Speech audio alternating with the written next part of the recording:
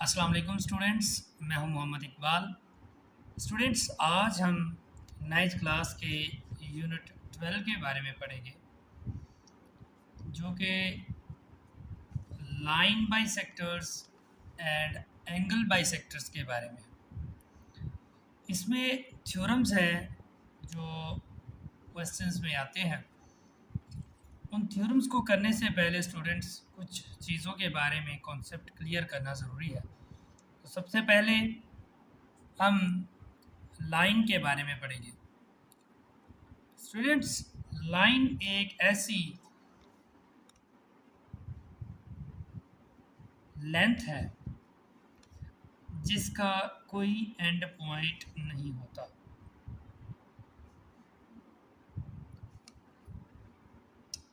इसके दोनों साइड्स पे एरो का साइन होता है, जिसका मतलब है कि ये एंडलेस है, ये जितनी भी आगे एक्सटेंड करना चाहे कर सकते हैं। इसको डिनोट करने के लिए दो जगह पे मार्क करके नेम दे दिया जाता है और इसको लिखते हैं ए बी लाइन, और ये ऊपर सिंबल लाइन का यूज़ किया जाता है। लाइन सेगमेंट बेसिकली इसी लाइन का एक पार्ट होता है। लाइन के अंदर से लिया गया टुकड़ा लाइन सेगमेंट कहलाता है। लेट्स सपोज यहाँ से यहाँ तक हमने एक पीस इसका बाहर निकाला, तो ये एक लाइन सेगमेंट है। इसके दो एंड पॉइंट होते हैं, उन दोनों को हमने नेम डी ई से डिनोट किया। तो लाइन को डी ई, लाइन सेगमेंट को डी ई लाइन सेगमेंट, उसके ऊपर सिंबल यूज़ किया जाता है, डी ई से डिनोट किया जाता है। रे लाइन को जब हम दो टुकड़ों में काट देते हैं तो उसकी एक तरफ एंड पॉइंट होता है, जबकि दूसरी तरफ एक्सटेंडेबल साइड होती है। वो कुछ इस तरह से होगी। फर्ज करें आप यहाँ से लाइन को काटते हैं तो दो रेज बनती हैं, एक ये राइट साइड वाली इतनी सी और एक लेफ्ट साइड वाली इतनी सी। तो उस एक हिस्से को जो डिवीजन होने के बाद, जो टुकड़े होने के बाद एक तरफ एंड पॉइंट है, जबकि दूसरी तरफ हम मार्क करके लिखते हैं ये एफ जी एक रे है और इसके ऊपर रे का सिंबल यूज़ किया जाता है। लाइन बाइसेक्टर बेसिकली एक ऐसी लाइन सेगमेंट होती है, फर्ज करें ये एक लाइन है, ठीक है, इसके मिड पॉइंट से पास होने वाला सेगमेंट, चाहे वो ये हो या इस तरह से हो या इस तरह से हो, ये तमाम के तमाम ये ए बी भी इस सी डी लाइन पर, ये सी डी लाइन का जो लाइन बाइसेक्टर है वो ए बी भी है, क्योंकि ये मिड पॉइंट से पास हो रहा है। और ये एफ जी भी लाइन बाइसेक्टर है और आई जे भी एक लाइन बाइसेक्टर है। किसका? सी डी का, क्योंकि ये सी डी के मिड पॉइंट से पास हो रही, ठीक है। Right bisector of line, right bisector line के राइट बाइसेक्टर से मुराद एक ऐसी लाइन सेगमेंट है, फर्ज करें ये एक लाइन है, इसका नाम है सी डी। इसके मिड पॉइंट से पास करने वाली ऐसी लाइन या लाइन सेगमेंट जो 90 डिग्री का एंगल भी बना रहा हो। तो ऐसी लाइन सी डी का राइट भी होगी, 90 भी होगी, और बाइसेक्ट करने वाली यानी इसके मिड पॉइंट से पास करने वाली भी होगी। तो सी डी लाइन का जो राइट बाइसेक्टर है वो जी एच है, क्योंकि ये 90 एंगल भी बन रहा है इस पर और ये मिड पॉइंट से पास भी हो रही है। इसी तरह स्टूडेंट्स, एंगल बाइसेक्टर एक ऐसी रे होती है, फर्ज करिए हमारे पास ये एक एंगल है,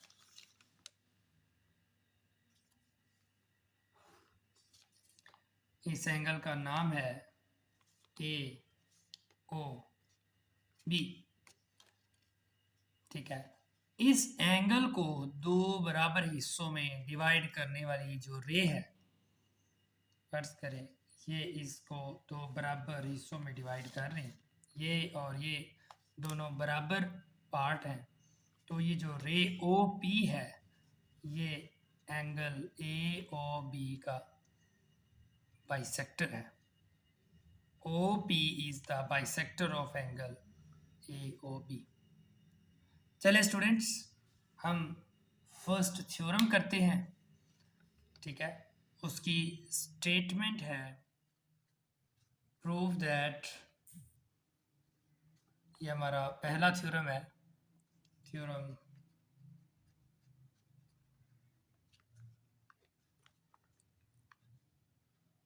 12.1.1,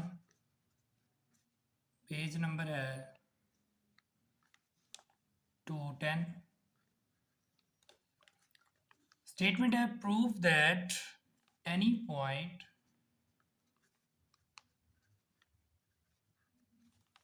on the right bisector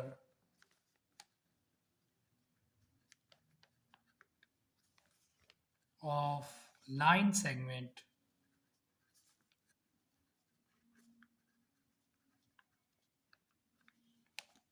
is equidistant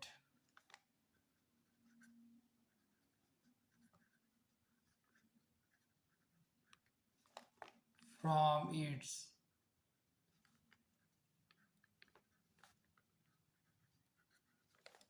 endpoints।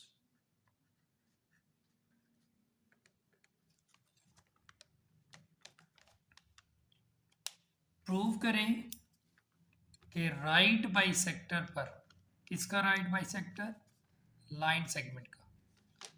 Prove करें कि लाइन सेगमेंट के राइट बाइसेक्टर पर कोई भी पॉइंट जो मौजूद है वो उस लाइन सेगमेंट के जो दो एंड पॉइंट्स हैं उनसे बराबर फासले पर है। इक्विडिस्टेंट से मुराद है कि बराबर फासले पर होना। फ्रॉम इट्स एंड पॉइंट्स, इस लाइन सेगमेंट के एंड पॉइंट से बराबर फासले पर है। हम सबसे पहले इसकी फिगर बनाते हैं। एक लाइन सेगमेंट है ए बी,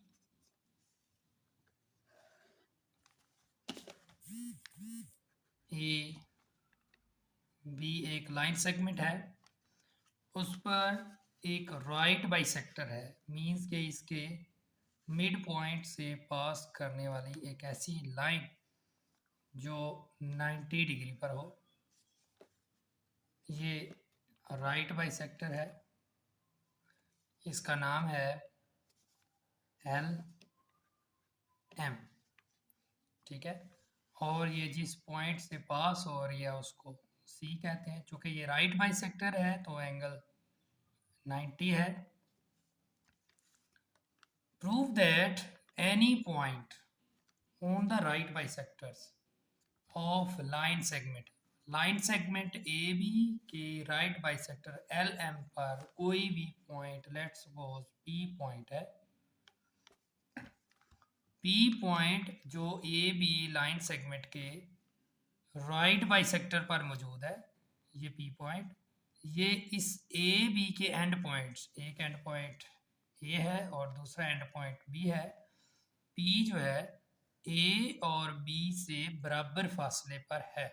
हमें प्रूव करना है कि पी ए और बी से बराबर फासले पर है, जबकि हमें बताया गया है कि एक लाइन सेगमेंट भी है और उसका राइट बाइसेक्टर भी है और उस पर एक पॉइंट भी मौजूद है। तो हम सबसे पहले गिवन लिखेंगे। थ्योरम में जब हम प्रूफ कर रहे होते हैं तो सबसे पहले हम गिवन लिखते हैं। कि हमें डाटा में क्या क्या चीज़ें गिवन है। स्टेटमेंट में गिवन में है अ लाइन LM, एक लाइन है LM intersects the line segment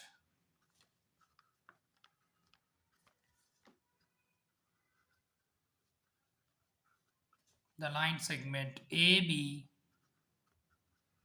at C।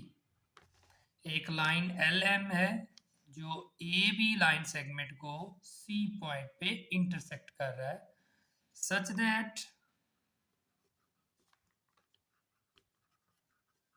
इस तरह से इंटरसेक्ट कर रहा है कि LM लाइन जो है वो AB लाइन सेगमेंट पर परपेंडिकुलर है। ये साइन परपेंडिकुलर का यूज किया जाता है। And AC line segment is congruent to BC line segment। चूंकि ये लाइन बाइसेक्टर AB को हाफ कर रहा है, बाइसेक्ट कर रहा है, दो बराबर हिस्सों में डिवाइड कर रहा है, तो AC और BC दोनों इक्वल होंगे, क्योंकि दोनों हाफ जो होते हैं वो इक्वल होते हैं। तो इसके लिए ये कॉन्ग्रुएंसी का साइन इस्तेमाल करें। इसका मतलब है कि AC लाइन सेगमेंट और BC लाइन सेगमेंट दोनों इक्वल है। A line LM intersects the line segment AB at C such that LM perpendicular to AB and AC is congruent to BC। ये congruent का साइन है, congruent figure के लिए इस्तेमाल होता है कि वो फिगर जो एक जैसी भी हो, सिमिलर भी हो और इक्वल भी हो, लेंथ में इक्वल भी हो और शेप में सिमिलर भी हो, उन दोनों के लिए हम कॉन्ग्रुएंट का साइन यूज करते हैं। नंबर्स के लिए इक्वल का साइन इस्तेमाल किया जाता है, जबकि फिगर्स के लिए कॉन्ग्रुएंट का साइन इस्तेमाल किया जाता है। और साथ ही P is a point, P एक पॉइंट है ये वाला ऑन LM लाइन। इसी स्टेटमेंट में हमें ये बात गिवन है कि एक लाइन है जो लाइन सेगमेंट AB पर बाइसेक्टर है और वो C पॉइंट पे इंटरसेक्ट कर रहे हैं इस तरह से कि वो 90 डिग्री पर भी है और साथ ही साथ AC और BC डिस्टेंसेस इक्वल हैं क्योंकि वो मिड पॉइंट से पास हो रही है। और इसी लाइन राइट बाइसेक्टर पर एक पॉइंट P है। ये डाटा हमें गिवन में है और हमें प्रूव करना है। प्रूफ के लिए हम स्टेटमेंट लिखते हैं टू प्रूव। हमें प्रूफ ये करना है कि P से A डिस्टेंस और P से B डिस्टेंस दोनों इक्वल है। मीन्स हम लिखेंगे line segment PA is congruent to PB, line segment PB। ये हमें बात प्रूफ करनी है। अपनी बात को प्रूव करने के लिए हम थोड़ा सा वर्किंग करते हैं जिसको हम कंस्ट्रक्शन कहते हैं। हम फिगर के अंदर हम थोड़ी सी चीज़ें खुद ड्रॉ करेंगे, उसको कंस्ट्रक्शन कहते हैं। कंस्ट्रक्शन में स्टेटमेंट है कि join P to the point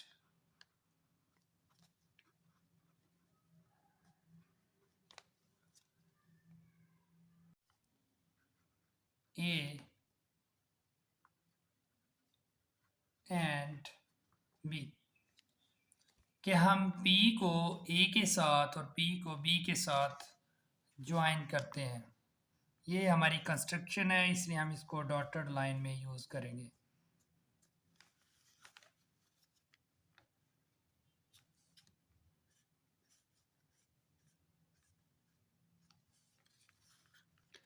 हमने ये कंस्ट्रक्शन इसलिए की ताकि हमारे पास दो ट्राइंगल्स बन जाए PCA एंड PCB, ये दो ट्राइंगल हमारे पास बन जाए, इसलिए हमने ये कंस्ट्रक्शन की है।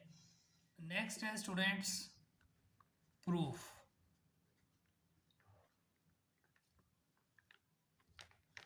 कि हम अपने थ्योरम को प्रूव करने के लिए कौन कौन से प्रूफ्स दे सकते हैं। तो प्रूफ के लिए एक रेक्टेंगुलर शेप का टेबल बनाते हैं जिसमें दो चीज़ें होती हैं, स्टेटमेंट्स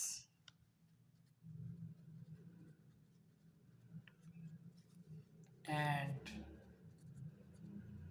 रीजंस।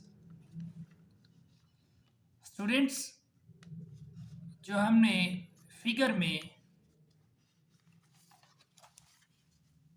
दो ट्रायंगल बनाई है ACP एंड BCP, इन दोनों में हम कंपैरिजन करते हैं, इन दोनों का मुवाजना करके देखते हैं कि इनकी साइड्स, इस एक ट्रायंगल की साइड्स का दूसरे साइड ट्रायंगल की साइड से क्या रिलेशंस हैं, क्या उनमें मुमासलत है।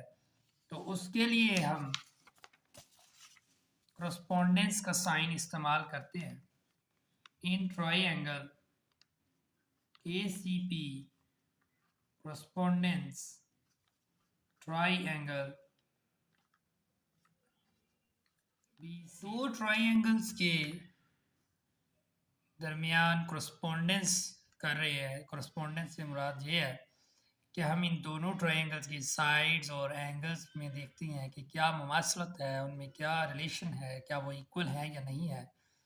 ठीक है, जो इक्वल है उनके बारे में हम डिस्कस करेंगे। यहाँ पे मैंने फिगर दोबारा बनाई है इस साइड पे, इस पेज पे, ताकि आपको ज़रा समझाना आसान हो जाए। तो स्टूडेंट्स, आप सबसे पहले देखें ट्रायंगल ACP में, ACP राइट एंगल ट्रायंगल है क्योंकि इसमें एक 90 डिग्री एंगल है, और दूसरी BCP राइट एंगल ट्रायंगल है। इन दोनों में आप ज़रा गौर से देखें कि जो लाइन सेगमेंट AC इस ट्रायंगल की ACP में जो AC है वो दूसरी ट्रायंगल में BC के इक्वल है, और ये बात हम गिवन में ऑलरेडी कर चुके हैं। ये हमें स्टेटमेंट के अंदर बात बताई गई कि राइट बाइसेक्टर है, तो लिहाजा ये लाइन सेगमेंट AB को हाफ करेगा, जिसकी बेस पे AC और BC दोनों कॉन्ग्रेंट है। ये गिवन डाटा में है, इसलिए हमने उसकी रीज़न जो है वो गिवन में लिखी है।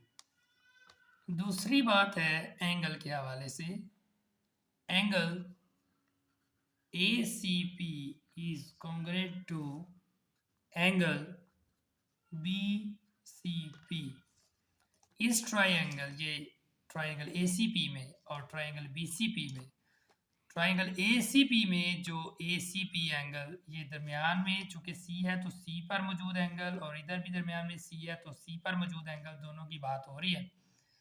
ACP एंगल 90 और BCP एंगल भी 90 है, तो ये दोनों कॉन्ग्रेंट है, इक्वल है। और ये भी जो रीज़न है वो गिवन में है, क्योंकि लाइन सेगमेंट LM AB पर राइट बाइसेक्टर है, और जो राइट बाइसेक्टर होता है वो 90 पर होते हुए AB को बाइसेक्ट करता है। तो बेशक आप यहाँ से लिख लें यहाँ पे कि PC line segment is perpendicular to AB line segment, ये हमने पीछे बात गिवन में की है, उसकी बेस पे ये दोनों एंगल्स कॉन्ग्रेंट हैं। So that each angle at C is equal to 90 degree. चूँकि इस ट्रायंगल के लिए भी C पर मौजूद एंगल 90 है और इस ट्रायंगल के लिए भी C पर मौजूद एंगल 90 है, इसलिए ये दोनों एंगल्स भी कॉन्ग्रेंट है। तीसरी बात है PC साइड के बारे में। Line segment PC is congruent to line segment PC। Triangle ACP में जो लाइन सेगमेंट PC है, यानी इस ट्रायंगल के लिए PC और BCP ट्रायंगल के लिए भी PC लाइन सेगमेंट दोनों कॉन्ग्रेंट हैं, क्योंकि ये दोनों ट्रायंगल्स की कॉमन लाइन है, इसलिए हम रीजन देंगे कॉमन। अब जरा गौर से देखें स्टूडेंट्स, किसी भी दो ट्रायंगल में जब करस्पॉन्डेंस करते हैं, अगर एक ट्रायंगल की दो साइड्स और एक एंगल दूसरी ट्रायंगल के भी दो साइड और एक एंगल के कॉन्ग्रेंट हों, तो वो दोनों ट्रायंगल्स मुकम्मल तौर पे एक दूसरे के कॉन्ग्रेंट होती है। ये थ्योरम चैप्टर 11 में हम कर चुके हैं। तो इन तीनों बातों की बेस पे एक साइड AC इसकी BC के इक्वल है, दूसरी साइड PC इसकी भी PC के इक्वल है, और एक एंगल 90 इसके 90 के इक्वल है। तो इस बेस पे ट्रायंगल ACP और ट्रायंगल BCP दोनों कॉन्ग्रेंट हैं, और यहाँ पे रीज़न है side angle side congruent to side angle side, यानी एक ट्रायंगल की दो साइड्स और एक एंगल दूसरी ट्रायंगल की भी वही करस्पॉन्डिंग दो साइड्स और एक एंगल के इक्वल हैं, लिहाजा ये दोनों ट्रायंगल्स कॉन्ग्रेंट है। अब यहाँ पे इतनी बात हम प्रूव कर चुके हैं कि ये दोनों ट्रायंगल्स कॉन्ग्रेंट है। तो जब दो ट्रायंगल्स कॉन्ग्रेंट होती हैं तो उनके तमाम कंपोनेंट्स यानी 3 के 3 एंगल्स और 3 के 3 साइड्स दोनों ट्रायंगल्स के इक्वल होते हैं। मीन्स के इसके 6 कंपोनेंट 3 साइड और 3 एंगल, और इसके भी 6 कंपोनेंट 3 साइड और 3 एंगल्स दोनों कॉन्ग्रेंट हैं। तो फिर PA साइड और PB साइड भी कॉन्ग्रेंट है। Hence, side PA is congruent to side PP। क्यों? क्योंकि ये दोनों कॉन्ग्रेंट ट्रायंगल्स की करस्पॉन्डिंग साइड्स हैं। Corresponding sides of congruent triangles। ले स्टूडेंट्स, जो बात हमने प्रूव करनी थी कि PA डिस्टेंस और PB डिस्टेंस दोनों कॉन्ग्रेंट है, वो बात हमने प्रूव कर ली है। सिर्फ और सिर्फ एक थ्योरम को यूज़ करते हुए हमने सबसे पहले कंस्ट्रक्शन में दोनों ट्रायंगल्स बनाए, क्योंकि हमें पता था हम ट्रायंगल्स की कॉन्ग्रेंसी शो करेंगे तो उससे हमें तमाम साइड्स की करस्पॉन्डिंग जो रिलेशन है वो मिलेगा। कि अगर तो ये दोनों ट्रायंगल नंबर 1 और ट्रायंगल नंबर 2 दोनों कॉन्ग्रेंट हो जाती हैं, तो फिर उनके तमाम कंपोनेंट्स दूसरी के तमाम कंपोनेंट्स के इक्वल हो जाते हैं। इसीलिए मैंने स्टार्ट पे दोनों ट्रायंगल्स में करस्पॉन्डिंग किया, और फिर उन दोनों ट्रायंगल्स की जो जो साइड्स और एंगल्स इक्वल होते हैं वो इक्वलिटी को शो किया रीजंस के साथ, और साथ ही प्रूव किया कि दोनों ट्रायंगल्स कॉन्ग्रेंट हैं। चूँकि दोनों ट्रायंगल्स कॉन्ग्रेंट हैं तो लिहाजा इस ट्रायंगल का जो हाइपो है PA दूसरी ट्रायंगल के हाइपो के इक्वल है। ठीक है स्टूडेंट्स, ये हमारा थ्योरम 12.1.1 12th चैप्टर का पहला थ्योरम कंप्लीट हो जाता है। अपना बहुत सा ख्याल रखिएगा। अल्लाह हाफिज़।